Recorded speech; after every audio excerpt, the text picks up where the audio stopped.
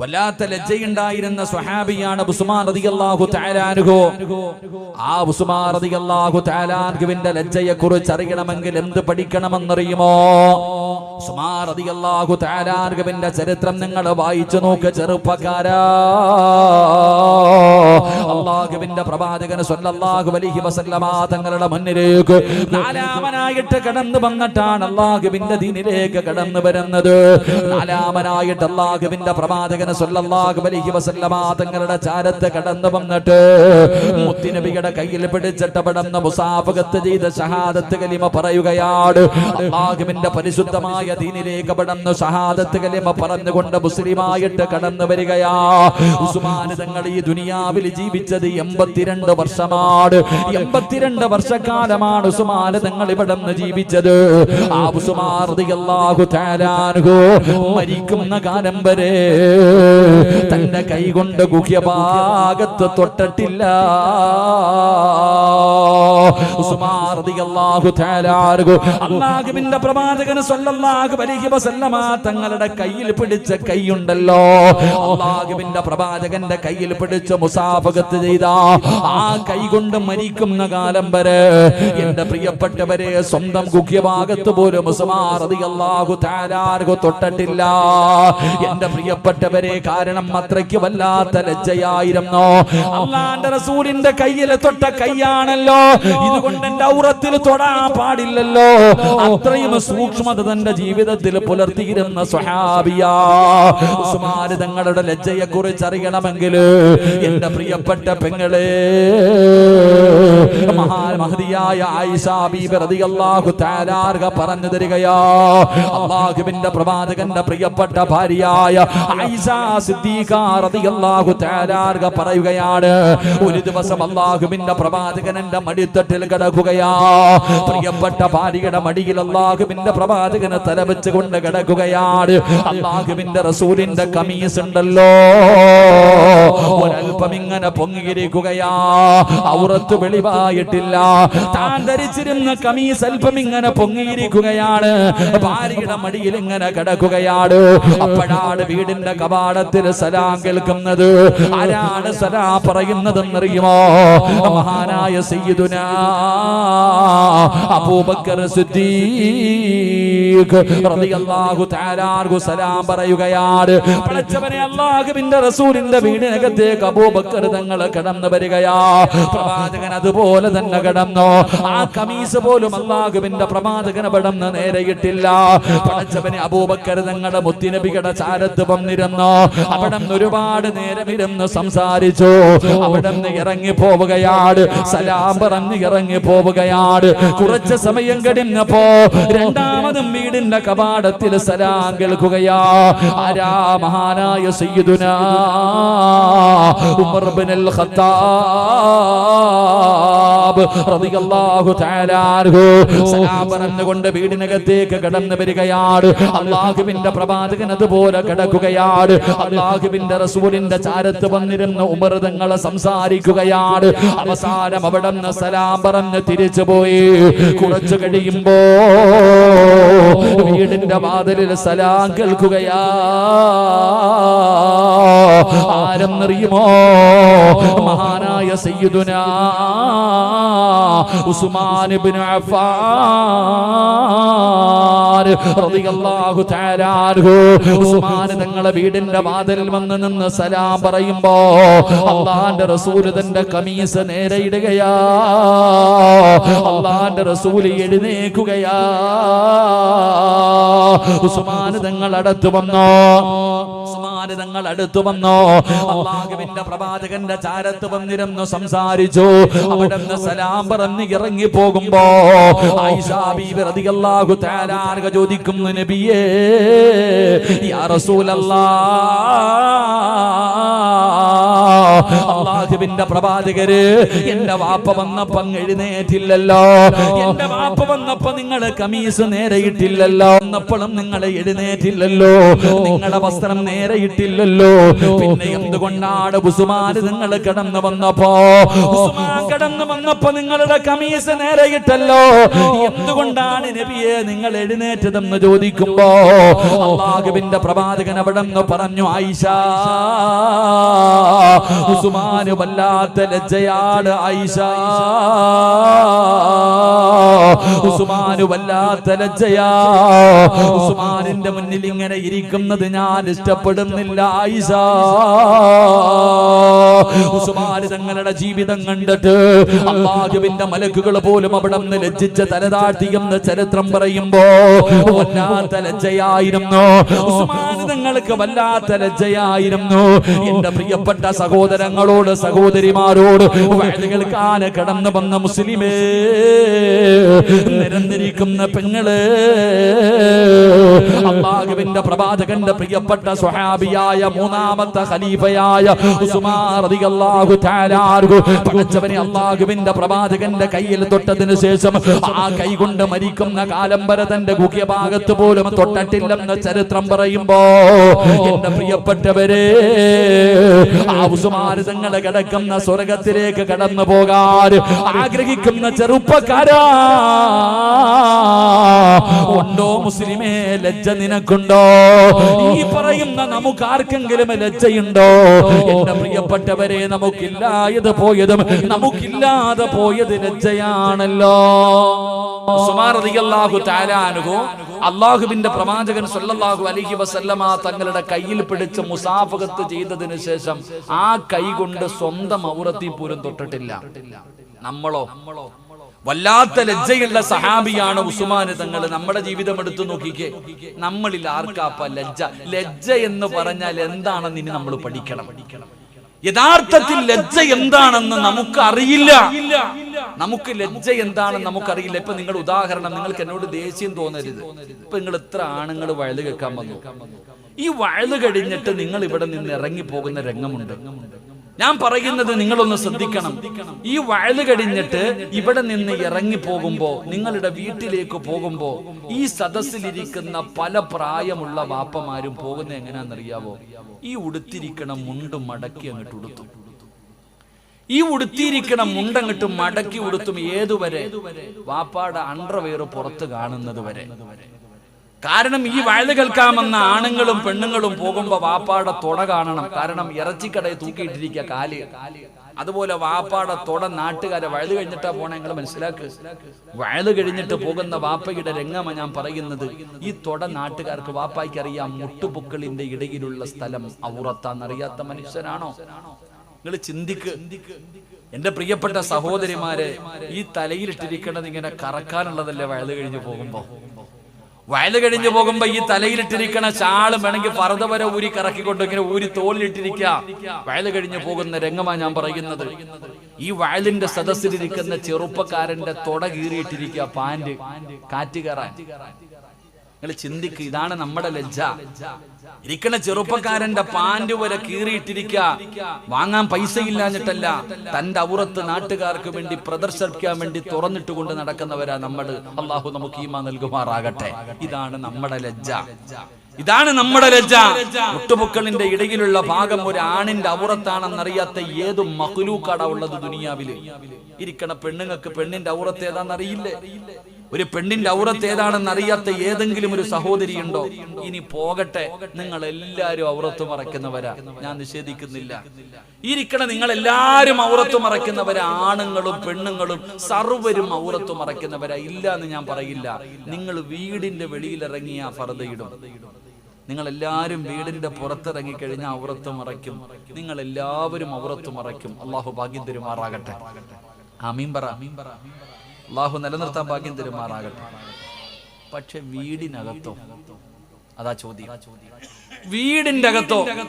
ഈ ഇരിക്കണം വാപ്പായും ഉമ്മ ഇവിടെ ഇരിക്കുന്നല്ലേ. ഞാൻ ചോദിക്കട്ടെ ഉമ്മ, നിന്റെ വീടിന്റെ അകത്ത് 18ഉം 20ഉം വയസ്സുള്ള മകൻ ഈ മുട്ടിലിന്റെ മുകളിൽ ഇടാൻ പറ്റുന്ന ഒരു നിക്കറുണ്ട്, അതിനെന്താ പറയാ? വെറുബൂടെ ഇല്ലേ? ഒരു നിക്കർ വിട്ടുകൊണ്ട് നിന്റെ വീട്ടിൽ കൂടെ നടക്കുമല്ലോ. അതേ വീട്ടിലല്ലേ 15 വയസ്സുള്ള നിന്റെ മോളുള്ളത്. നീ മനസ്സിലാക്കേണ്ടത് അവിടെ നിന്റെ 15 വയസ്സുള്ള മകള് നിന്റെ വീട്ടിലുണ്ട്.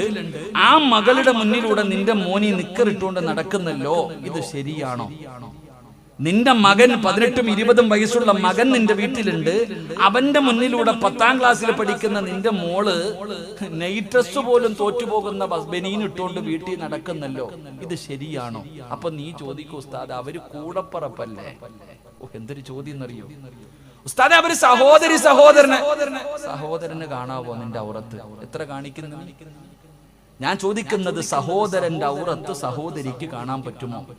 സഹോദരിയുടെ ഔറത്ത് സഹോദരന് കാണാൻ പറ്റുമോ? ഇതെവിടെ നിന്നാ നീ പഠിച്ചേ?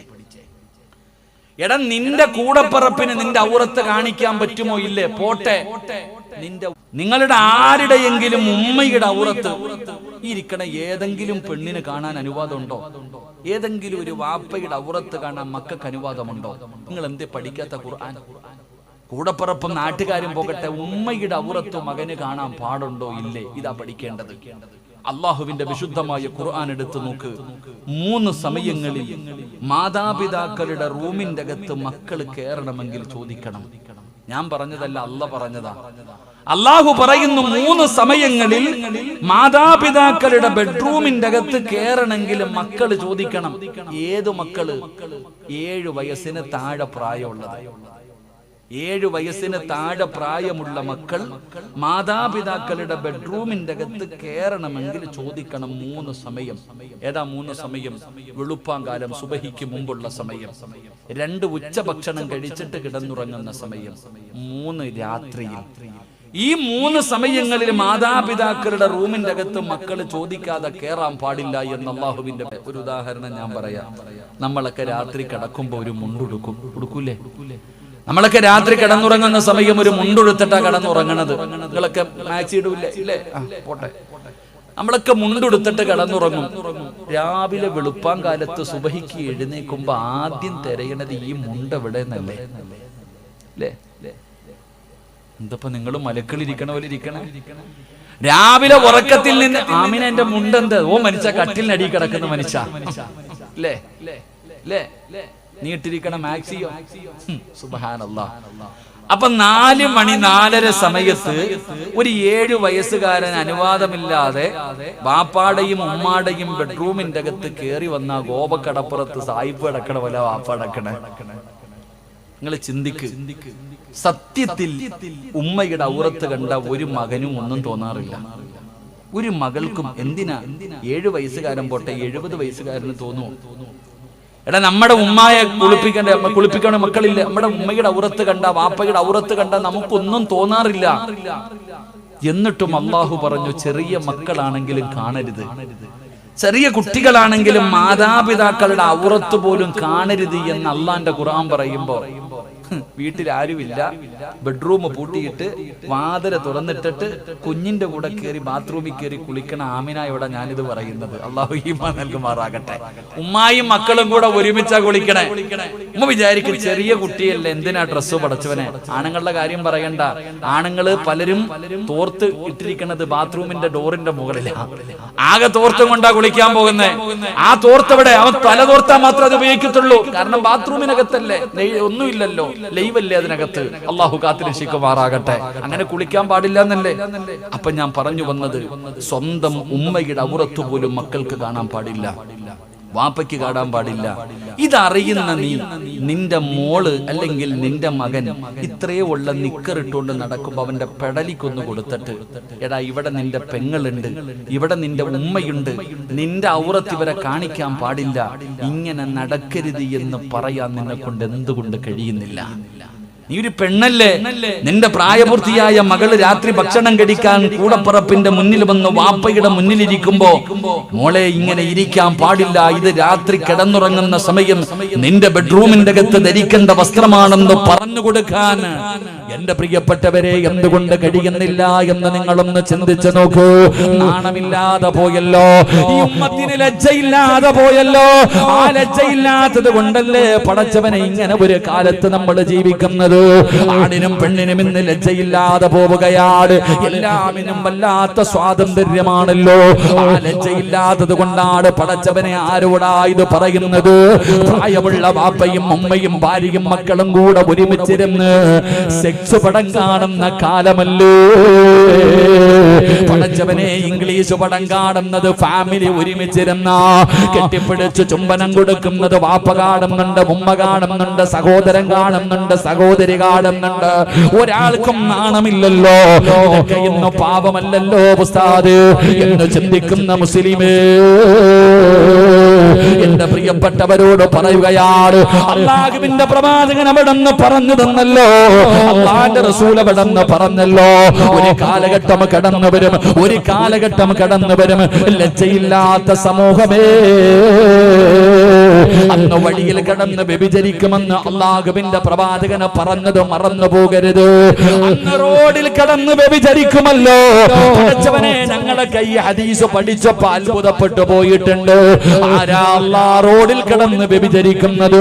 അന്ന് ജനങ്ങൾ പറയും, നിങ്ങൾക്കൊന്ന് മാറിക്കിടന്നുകൂടെ, ഒന്ന് മാറിക്കിടന്ന് ചെയ്തുകൂടെ എന്ന് പറയുന്ന ഒരു കാലം വരുമെന്ന് അല്ലാഹുവിന്റെ പ്രവാചകൻ 1400 കൊല്ലങ്ങൾക്ക് മുമ്പ് അല്ലാഹുവിന്റെ റസൂൽ പറഞ്ഞ ഹദീസ് വായിക്കുമ്പോ വല്ലാത്ത അത്ഭുതമായിരുന്നു.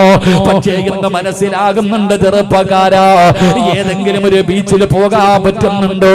ഏതെങ്കിലും ഒരു പാർക്കിൽ പോകാൻ പറ്റുന്നുണ്ടോ? ട്രാൻസ്പോർട്ട് ബസിന്റെ ഏറ്റവും പുറകിലത്തെ സീറ്റിൽ ഇരിക്കാൻ പറ്റുന്നുണ്ടോ? റോഡിൽ നിൽക്കുമ്പോ പടച്ചവനെ ഇണകളെ പോലെ അതാ കെട്ടിപ്പിടിച്ചുകൊണ്ട് പെണ്ണുങ്ങളെ പോകുന്ന രംഗം കാണുന്നവരല്ലേ പടച്ചവനെ. എന്തേ പെങ്ങള്, അല്ലാഹുവേ, ഒരു കൊട കെട്ടിയാൽ, ഒരു മരത്തിന്റെ ചരിവ് കെട്ടിയാൽ ആ സ്ഥലത്ത് പോലും കെട്ടിപ്പിടിച്ചിരുന്ന് ചുംബനം കൊടുക്കുന്നവർ പടച്ചവനെ മാളിക. ഈ രാജ്യത്ത് നിനക്ക് എന്ത് വേണമെങ്കിലും ചെയ്യാൻ സ്വാതന്ത്ര്യമുണ്ട്. അതിനെ കുറിച്ച് ഞാൻ പറയുന്നില്ല. എന്റെ പ്രിയപ്പെട്ട പെങ്ങളോട് എനിക്കൊരു അപേക്ഷയേ ഉള്ളൂ. നിനക്ക് എന്ത് വേണമെങ്കിലും ചെയ്യാം, നിനക്കെന്തും ധരിക്കാം, എങ്ങനെ വേണമെങ്കിലും നിങ്ങൾക്ക് നടക്കാം. എന്റെ പ്രിയപ്പെട്ട ഉസ്താദേ, നിങ്ങളൊക്കെ എത്ര വഅദ് പറഞ്ഞാലും എന്റെ സ്വഭാവത്തിൽ ഒരു മാറ്റമില്ല. ഞാൻ ഇങ്ങനെയേ ജീവിക്കൂ. എന്റെ പ്രിയപ്പെട്ട പെങ്ങളോട് എനിക്കൊരേ ഒരു അപേക്ഷയേ ഉള്ളൂ. മോളെ, നീ എവിടെ വേണമെങ്കിലും പൊക്കോ, ആരുടെ കൂടെ വേണമെങ്കിലും കറങ്ങിക്കോ, എങ്ങനെ വേണമെങ്കിലും നീ അടിച്ചു പൊളിച്ച് ജീവിച്ചോ. പക്ഷേ ഒരു ഉപകാരം ചെയ്യണേ, ഒരേ ഒരു കരുണ കാണിക്കണേ. എന്താണ് ചെയ്യേണ്ടതെന്നറിയോ? നീ ധരിക്കുന്ന ഈ ഫർദയൊന്ന് ഊരി മാറ്റണേ മോളെ. ഈ ഫർദ ധരിച്ചുകൊണ്ട് നീ ഈ പരിപാടി കാണിക്കരുത്. ഈ വൃത്തികേടുകൾ ഈ ഫർദ ധരിച്ചുകൊണ്ട് കാണിക്കരുത്. കാരണം നീ ഇട്ടിരിക്കുന്ന ഫർദയ്ക്കൊരു മഹത്വമുണ്ട്, അതിനൊരു സ്ഥാനമുണ്ട്, അതിനൊരു വിലയുണ്ട്. ആ ഫർദ പെങ്ങളെ ആര് ധരിച്ചതെന്നറിയോ? അല്ലാഹുവേ, മഹദിയായ ഖദീജ ബീബി റളിയല്ലാഹു തആല അൻഹ ധരിച്ചതാ, മഹദിയായ ഫാത്തിമ ബീബി ധരിച്ചതാ, ആയിഷ ബീബി ധരിച്ചതാ, സുമയ്യ ബീബി ധരിച്ചതാ, ആസിയ ബീബി ധരിച്ചതാ, മറിയം ബീബി ധരിച്ചതാ, നഫീസത്തുൽ മിസ്രിയ ധരിച്ചതാ, മൈമൂനത്തുൽ മിസ്രിയ ധരിച്ചതാ, റാബിയത്തുൽ അദബിയ ധരിച്ചതാ. ഒരുപാട് മുൻഗാമികളായ മഹദിമാര് ധരിച്ചിരുന്ന പുണ്യമായ വസ്ത്രമാണ് ഫർദ. അതിനെ നീ തരം താഴ്ത്തല്ലേ, അതിനെ ഒരു മറയാക്കല്ലേ, ഈ ഉമ്മത്തിനെ നാണം കെടുത്തല്ലേ. എന്റെ പ്രിയപ്പെട്ട പെങ്ങള്, ഇതുപോലെയുള്ള പരിപാടികൾ നീ കാണിക്കുമ്പോ നീ ചിന്തിക്കേണ്ടത്, നീ നാളെ ആരുടെ പുറകിൽ നിന്നാ സ്വർഗത്തിൽ പോകേണ്ടത്? അല്ലാഹുവിന്റെ പ്രവാചകന്റെ കരളിന്റെ കഷ്ടമായ മകള് ഫാത്തിമ ബീവി റളിയല്ലാഹു തആല അൻഹയുടെ പുറകിൽ നിന്ന് സ്വർഗത്തിൽ പോകാൻ കൊതിക്കുന്നവളാ. ആരാണ് ഫാത്തിമയെന്നറിയോ? അല്ലാഹുവിന്റെ പ്രവാചകന്റെ പൊന്നാര മകളാരെന്നറിയോ? മരിക്കുന്നതിന്റെ തലേ ദിവസം തന്റെ പ്രിയപ്പെട്ട ഭർത്താവിന്റെ കയ്യിൽ പിടിച്ചിട്ട് ഫാത്തിമ ബീവി റളിയല്ലാഹു തആല അൻഹ അവിടെന്ന് പറയുന്നു, അലിയേ ഞാൻ മരിച്ചു കഴിഞ്ഞാൽ പകല് എന്നെ രാത്രിയിൽ എന്നെ പകലെന്നെ കബറടക്കരുത്, എന്നെ പകല് കബറടക്കരുത്, എന്നെ രാത്രിയിലെ കബറടക്കാവോ? അലിയാര് തങ്ങൾ ചോദിച്ചു, ഫാത്തിമ എന്തുകൊണ്ടാണ് പകല് കബറടക്കരുതെന്ന് പറയാനുള്ള കാരണമെന്താ? ആ സമയത്ത് ഫാത്തിമ ബീബി റളിയല്ലാഹു തആല പറയുകയാ, എന്റെ കഫം പൊതിയുന്നത്, എന്റെ മയ്യത്ത് ചുമക്കുന്നത്, എന്റെ മയ്യത്ത് കബറിൽ ഇറക്കി വെക്കുന്നത് അന്യ പുരുഷന്മാരാണല്ലോ അലിയേ. പകലാണ് എന്നെ കബറടക്കുന്നതെങ്കിൽ എന്റെ മയ്യത്ത് പൊതിയുമ്പോ, എന്റെ മയ്യത്ത് ചുമക്കുമ്പോ, എന്റെ മയ്യത്ത് കബറിൽ ഇറക്കി വെക്കുമ്പോ അന്യ പുരുഷന്മാർ എന്റെ ശരീരത്തിന്റെ വടിവ് കാണുമല്ലോ. എനിക്കത് ഇഷ്ടമല്ല അലിയേ. അതുകൊണ്ട് രാത്രിയിലെ എന്നെ കബറടക്കാവോ എന്ന് പറഞ്ഞ ഫാത്തിമ ബീബി റളിയല്ലാഹു തആല അൻഹ, ആ ഫാത്തിമയുടെ പുറകിൽ നിന്ന് സ്വർഗ്ഗത്തിൽ പോകാ കൊതിക്കുന്ന പെണ്ണ് എങ്ങനെ കഴിയുന്ന പൊന്നുമോള്, എങ്ങനെ കഴിയുന്ന പൊന്നുമോള്? നാണമില്ലേടാ ചെറുപ്പക്കാരാ, പിച്ചക്കാരിയടാ, പൈസയില്ലാത്ത പാവപ്പെട്ട മരത്തിന്റെ ചുവട്ടിലും കടത്തിണ്ടെങ്കിലും കിടക്കുന്ന പാവങ്ങളുണ്ടല്ലോ. ആ പാവങ്ങൾ ധരിക്കുന്നത് പോലെ കീറിപ്പറഞ്ഞ വസ്ത്രവും ധരിച്ച് നടക്കുന്ന ഫക്കീറായ ചെറുപ്പക്കാരാ, എടാ പൈസയില്ലാഞ്ഞിട്ടല്ലോ, വാങ്ങാൻ പണമില്ലാഞ്ഞിട്ടല്ലോ, പൈസ കൊടുത്ത് കീറിയ പാൻറ്റുമിട്ടിട്ട് നിന്റെ തുടയും നിന്റെ ഔറത്തും നാട്ടുകാർ പ്രദർശിപ്പിക്കുന്ന യുവത്വമേ, വഴുത് കഴിഞ്ഞിട്ട് പോകുമ്പോ, റോഡിലൂടെ പോകുമ്പോ പടച്ചവനെ മുണ്ട് മടക്കി കുത്തിയിട്ട് ഔറത്ത് വെളിയിൽ കാണിച്ചുകൊണ്ട് നാട്ടിലെ പെണ്ണുങ്ങൾക്കും ആണുങ്ങൾക്കും പ്രദർശനം നടത്തുന്ന വാപ്പാ, എന്ത് വസ്ത്രം വേണമെങ്കിലും ധരിക്കാ, എങ്ങനെ വേണമെങ്കിലും നടക്കാ. ഈ രാജ്യത്ത് കേസില്ലല്ലോ. ഒരു പെണ്ണ് വ്യഭിചരിച്ചാ പോലും കേസില്ലാത്ത രാജ്യമല്ലേ. അതുകൊണ്ട് എന്റെ പ്രിയപ്പെട്ടവരോട് പറയുകയാണ്, നിങ്ങൾ ആരെയും ഞാൻ നന്മ പഠിപ്പിക്കാൻ വരുന്നില്ല. എന്റെ പ്രിയപ്പെട്ടവരെ, നിങ്ങൾ ആരോടും ഞാൻ വാശി കാണിക്കുന്നില്ല. എങ്ങനെ വേണമെങ്കിലും നടന്നോ, എങ്ങനെ വേണമെങ്കിലും ജീവിച്ചോ, അതിനുള്ള അവകാശം നിനക്കുണ്ടല്ലോ, അതിനുള്ള സ്വാതന്ത്ര്യമുണ്ടല്ലോ. പക്ഷേ ഖുർആനിലെ ഒരായത്ത് നീ മറക്കരുത്. ചെറുപ്പക്കാരോട് എനിക്ക് പറയാറുള്ളത്, ഉപ്പമാരോട് എനിക്ക് പറയാറുള്ളത്, നിങ്ങളെ മറക്കല്ലേടി പൊന്നുമോള്.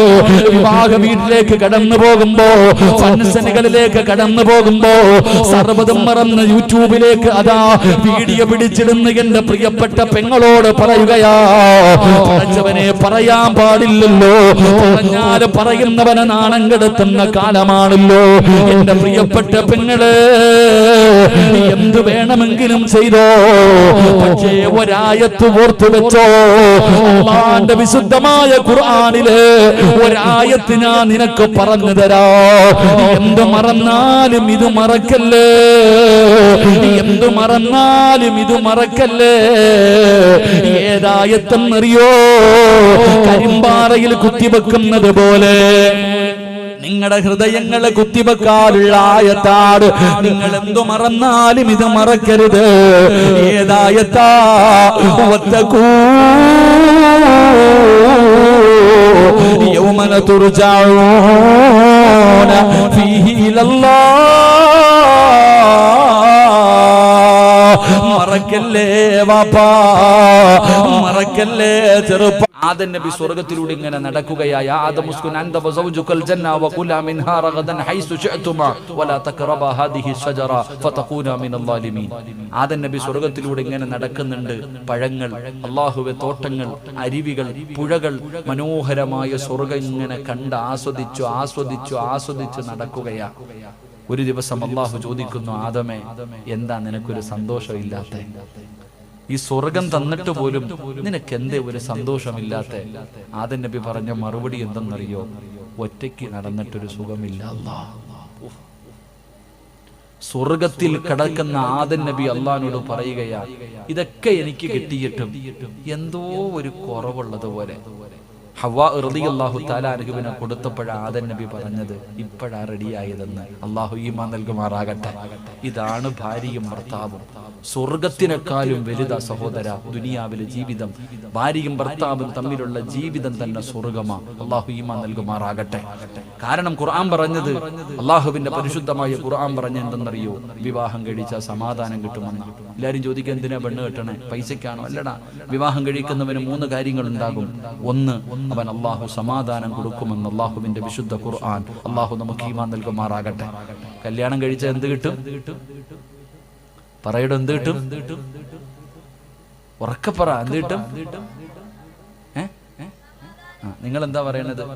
പെണ്ണ് കെട്ടിയപ്പോഴാ അത് പോയെന്ന്. കല്യാണം കഴിച്ച സമാധാനം കിട്ടുമെന്ന് അള്ള പറയുന്നു. നീ പറയുന്നു, ഉസ്താദേ ഈ സാധനം എന്നാണോ എന്റെ തലയിൽ കയറിയത് അന്നത്തോടു കൂടി അത് പോയെന്ന്. ഇതാണ് നമ്മൾ പറയണ. കാരണം എന്ത്? നീ ജീവിക്കുന്നത് നോവല് നോക്കിയിട്ടാ, അല്ലെങ്കിൽ ഏതെങ്കിലും സ്റ്റോറികൾ വായിച്ചിട്ട്, അല്ലെങ്കിൽ സീരിയലിൽ കടന്ന് അഭിനയിക്കുന്നത് പോലെ ജീവിക്കണം വെച്ചാൽ നടക്കുമോ? നിന്റെ പാവപ്പെട്ട അബൂബക്കർ ആക്ക എവിടെ തൂക്കിക്കൊണ്ട് പോരാ നിന്നെ? എന്റെ പ്രിയപ്പെട്ടവരെ, ഞാൻ പറഞ്ഞു വന്നത്, അള്ളാഹുവിന്റെ പ്രവാചകൻ സല്ലല്ലാഹു അലൈഹി വസല്ലമ തങ്ങളുടെ മകൾ, അവിടെ നിന്ന് അള്ളാഹുവിന്റെ റസൂല് തന്റെ പൊന്നുമകളെ റുഖിയ ബീബി റളിയല്ലാഹു തആല അൻഹയ്ക്ക് പോയി ഖിദ്മത്ത് ചെയ്യാൻ ഭർത്താവിനോട് പറഞ്ഞു കൊടുത്തത്. അതുകൊണ്ട് നിങ്ങൾ അടുക്കളയിലൊക്കെ ഒന്ന് പോകണം. ആഴ്ചയിൽ ഒരു ദിവസം അടുക്കളയിൽ ഒന്ന് പോയി ആ പാവപ്പെട്ടവരുടെ കൂടെ നിൽക്കണം, സഹായിക്കണം. അള്ളാഹു നമുക്ക് ഈമാൻ നൽകുമാറാകട്ടെ. ഭാര്യയ്ക്ക് ഖിദ്മത്ത് ചെയ്തു കൊടുക്കണം. അവളെ നമ്മൾ ആദരിക്കാൻ പഠിക്കും. ഭാര്യ ആദരിക്കണമെന്ന്. എന്താ ഒരു കരിയണ തീവല്ലകത്തുന്നുണ്ടോ? ഭാര്യ ആദരിക്കാൻ പഠിക്കണം, പെണ്ണിനെ ആദരിക്കാൻ പഠിക്കണം. അല്ലാഹു നമുക്ക് ഭാഗ്യം നൽകുമാറാകട്ടെ. അത് പിന്നീട് എപ്പോഴെങ്കിലും വേണ്ടത് പറയാം, ഇപ്പൊ സമയമില്ല. അപ്പൊ രണ്ടാമത്തെ കാര്യം, എന്റെ പ്രിയപ്പെട്ട സഹോദരങ്ങളെ, അല്ലാഹുവിന്റെ പ്രവാചകൻ അവിടുന്ന് പറഞ്ഞു തരികയാണ്, ലോകത്ത് കടന്നു വന്ന 1,24,000 പരം വരുന്ന പ്രവാചകന്മാര്, ആ പ്രവാചകന്മാരുടെ 2 പെൺമക്കളെ വിവാഹം കഴിക്കാൻ ഭാഗ്യം കിട്ടിയ ഏക മനുഷ്യരാണെന്നറിയുമോ? മഹാനായ സയ്യിദുനാ ഉസ്മാൻ ഇബ്നു അഫ്ഫാൻ റളിയല്ലാഹു തആല അൻഹു. ഉസ്മാൻ തങ്ങളുടെ ജീവിതത്തിൽ ഉണ്ടായിരുന്ന 3ാമത്തെ ഗുണമെന്തെന്നറിയുമോ? പടച്ചറബ്ബേ, ഒരുപാട് സമ്പത്ത് ഉണ്ടായിരുന്ന സ്വഹാബിയാണ്. അല്ലാഹു ഒരുപാട് സമ്പത്ത് കൊടുത്ത സ്വഹാബിയാ. പക്ഷേ അല്ലാഹു കൊടുത്തത് അല്ലാഹുവിന് തന്നെ തിരിച്ചു കൊടുക്കാൻ വല്ലാത്ത ഒരു മനസ്സുണ്ടായിരുന്നു. അല്ലാഹുവേ, മഹാനായ നബി മുഹമ്മദ് മുസ്തഫ സല്ലല്ലാഹു അലൈഹി വസല്ലമ തങ്ങളെ മസ്ജിദുൻ നബവിയിൽ ഇരുന്നിട്ട് പ്രവാചകൻ അവിടുന്ന് ചോദിച്ചു, സഹാബ, യുദ്ധത്തിന് വേണ്ടി തയ്യാറെടുക്കുകയാണ്, അതുകൊണ്ട് മുസ്ലിമീങ്ങളെ സഹായിക്കണം. ആരാണ് സഹായിക്കുന്നത്? അല്ലാഹുവിന്റെ പ്രവാചകനെ പള്ളിക്കകത്തിരുന്ന് ചോദിക്കുമ്പോ ഉസ്മാൻ റളിയല്ലാഹു തആല അൻഹു ചാടി എഴുന്നേൽക്കുകയാണ്. നഅം യാ റസൂലല്ലാഹ്, ഞാനുണ്ട് നബിയേ. 100 ഒട്ടകങ്ങളും ആ ഒട്ടകത്തിന്റെ മുകളിൽ വെക്കാനുള്ള കട്ടിലും ഞാൻ തരാ നബിയേ. 100 ഒട്ടകങ്ങളും അതിന് ആവശ്യമുള്ള സാധനങ്ങൾ ഞാൻ തരാ. അല്ലാഹുവിന്റെ പ്രവാചകൻ അവിടുന്ന് ദുആ ചെയ്യുകയാ. കുറച്ചു സമയം കഴിഞ്ഞു അല്ലാഹുവിന്റെ റസൂൽ ചോദിച്ചു, ഇനി ആരാ ഉള്ളത്? നഅം യാ റസൂലല്ലാഹ്, ഞാനുണ്ട് നബിയേ. 200 ഒട്ടകങ്ങളെ കൂടെ തരാ നബിയേ. ആദ്യം 100 കൊടുത്തു, പിന്നെ 200 കൊടുത്തു. അല്ലാഹുവിന്റെ പ്രവാചകൻ അവിടുന്ന് ദുആ ചെയ്തു. പിന്നെയും ചോദിക്കുന്നു, സ്വഹാബ, ആരുണ്ട് സഹാബ? നഅം യാ റസൂലല്ലാഹ്, 300 കൂടെ തരാ നബിയേ. 200 കൂടെ തരാ നബിയേ. അല്ലാഹുവിന്റെ പ്രവാചകൻ അവിടുന്ന് ദുആ ചെയ്യുകയാണ്. സ്വഹാബികൾ പറഞ്ഞത് എന്തെന്നറിയോ? അല്ലാഹുവിന്റെ പ്രവാചകനെ ചോദിച്ചു കൊണ്ടിരുന്നെങ്കിൽ ഉസ്മാൻ തങ്ങൾ തന്റെ സമ്പത്ത് മുഴുവനും കൊടുക്കുമായിരുന്നു. അതിനും മടിയില്ലാത്ത സഹാബിയാ. അല്ലാഹുവിന്റെ പ്രവാചകന് തബൂക്ക് യുദ്ധത്തിന് വേണ്ടി പിരിവ് നടത്തുമ്പോ, റസൂലുള്ളാഹി പിരിക്കുമ്പോ ഉസ്മാൻ തങ്ങൾ പറഞ്ഞു, നബിയേ, 900 അവിടെന്ന് പറയുകയാണ്, 950 ഒട്ടകങ്ങളെ തരാ നബിയേ. 50 കുതിരകളെ തരാ നബിയേ, 10,000 സ്വർണ്ണ നാണയം തരാ നബിയേ. അമ്പാലിയുടെ പണത്തിന്റെ വലിപ്പം കണ്ട് ഞെളിയുന്ന മനസ്സാ മോനെ, അവനൊന്ന് മുസ്ലിമാൻ തങ്ങളുടെ മുന്നിൽ ആരുമായിരുന്നില്ല. 950 ഒട്ടകങ്ങള്, യഥാ 50 കുതിരകള്, 10,000-ഓളം വരുന്ന സ്വർണ്ണ നാണയം ഞാൻ തരാ നബിയേ. സ്മാരകങ്ങൾ അങ്ങനായിരുന്നു. പടച്ചവനെ, അതാ നിങ്ങൾ ഇന്ന് മക്കത്തും മദീനത്ത് പോകുമ്പോ ഒരുപാട് കിണറുകൾ കാണുമല്ലോ. ഉസ്മാനങ്ങളുടെ പേരുള്ള ഒരു കിണർ കാണുമല്ലോ. അല്ലാഹുവേ, ഒരു യഹൂദിയുടെ കയ്യിലിരുന്ന കിണറാട്, ഒരു യഹൂദിയുടെ കയ്യിലിരുന്ന കിണറാ. മുസ്ലിമീങ്ങൾക്ക് വെള്ളം കോരാൻ സമ്മതിക്കുന്നില്ല, മുസ്ലിമീങ്ങൾക്ക് വെള്ളം കൊടുക്കാൻ സമ്മതിക്കുന്നില്ല. അള്ളാഹുവിന്റെ പ്രവാചകൻ സല്ലല്ലാഹു അലൈഹി വസല്ലമ തങ്ങൾ ചോദിച്ചു, ആരാ ഈ കിണർ വാങ്ങിച്ചു കൊടുക്കുക? ഉസ്മാൻ റളിയല്ലാഹു തആല അൻഹു ആ മനുഷ്യന്റെ അടുക്കൽ പോയിട്ട് ചോദിച്ചു, എത്ര രൂപ വേണം? 35,000 വെള്ളി നാണയം എണ്ണി അങ്ങോട്ട് കൊടുത്തു. 35,000 വെള്ളി നാണയം എണ്ണിക്കൊടുത്തിട്ട് ആ മനുഷ്യൻ ആ കിണർ വാങ്ങിയിട്ട് മുത്തുനബിയുടെ കയ്യിൽ, മുത്തുനബി സല്ലല്ലാഹു അലൈഹി വസല്ലമ തങ്ങളോട് പറഞ്ഞു, നബി, ആ കിണർ ഞാൻ വാങ്ങി മുസ്ലിമീങ്ങൾക്ക് വേണ്ടി ഞാൻ കൊടുത്തു, ആർക്ക് വേണമെങ്കിലും വരാം.